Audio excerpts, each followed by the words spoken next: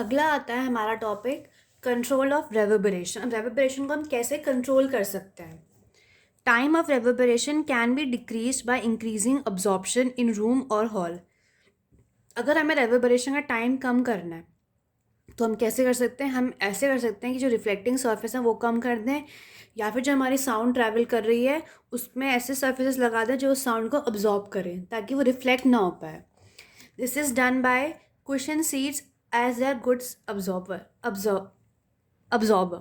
Cushion seats जो होती हैं, जैसे कि हम किसी सिनेमा या मूवी हॉल्स में जाते हैं तो हमें देखा होता है वहाँ पे सीट्स हमारी कुशन की होती हैं। ऐसा क्यों?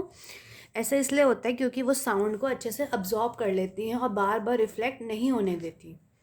फ्यू ओपन विंडोज़, जो विंडोज़ होती है वहाँ से साउंड पे हमारी बाहर ट्रैवल कर जाती है, इसी वजह से वो रिफ्लेक्ट नहीं हो सकती। A good number of audience because one man is equal to about 4.7 metre square of perfect absorber. देखो एक गुड नंबर ऑफ ऑडियंस होना चाहिए क्योंकि ये जो हमारा एक आदमी जो ऑब्जॉर्ब करता है वो होता है 4.7 मीटर स्क्वायर की तरह वो एक्ट करता है। कर्व वॉल्स और corners should be avoided as these will result in concentration of sound and silence zone due to reflection. जिससे जो कर्व्ड हॉल्स होते हैं ना, कर्व्ड हॉल्स या कॉर्नर्स, उसको हमें अवॉइड करना चाहिए क्योंकि इससे क्या होगा, हमारा साउंड इकट्ठा हो जाएगा या फिर साइलेंस हो जाएगा रिफ्लेक्शन की वजह से। To minimize echo, concave surfaces such as domes should be avoided. अगर हमारे में एको नहीं चाहिए तो कॉनकेव सर्फेसेस को भी, जैसे डोम्स वगैरह होते हैं, उनको भी हमें अवॉइड करना चाहिए। ठीक है। नेक्स्ट है आपका एकॉस्टिक डिज़ाइन ऑफ बिल्डिंग। देखो, जो हम जब बिल्डिंग डिज़ाइन करते हैं तो हम ये देखते हैं कि उसमें हमारा साउंड रिफ्लेक्शन ज़्यादा ना हो, तो ये बहुत सारे फैक्टर्स पे डिपेंड करता है। वो फैक्टर्स क्या होते हैं हम देख लेते हैं। Site selection, a proper site with quiet surroundings away from busy highway traffic और noisy location should be selected for auditorium.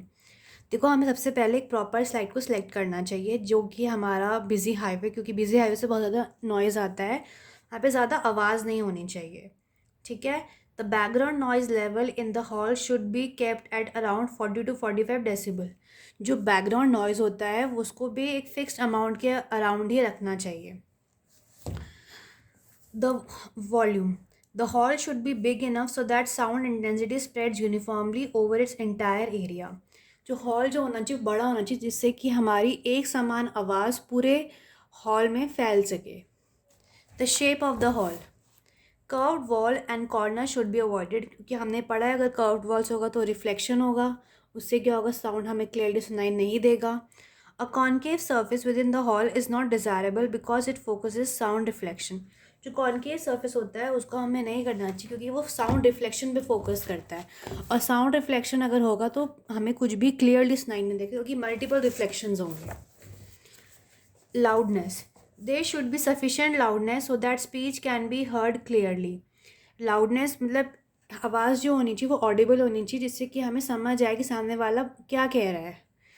Excessive loudness absorption in the hall near the source leads to insufficient loudness. अगर हमने अपने hall में बहुत ज़्यादा absorbing materials use कर रखे हैं तो हमारी जो आवाज़ की इंटेंसिटी है वो बहुत ज़्यादा कम हो जाएगी और हमें सुनाई नहीं देगा कि सामने वाला हमें क्या कहना चाहता है। Acoustic treatment of interior surface. The floor should be covered with the carpet which not only covers useless reflecting surface but also reduce audience noise. जो आपके फ्लोर्स हैं, कहीं भी आप हॉल या मूवी में जाओ देखो आपके फ्लोर्स होते हैं वो कारपेट से कवर होते हैं।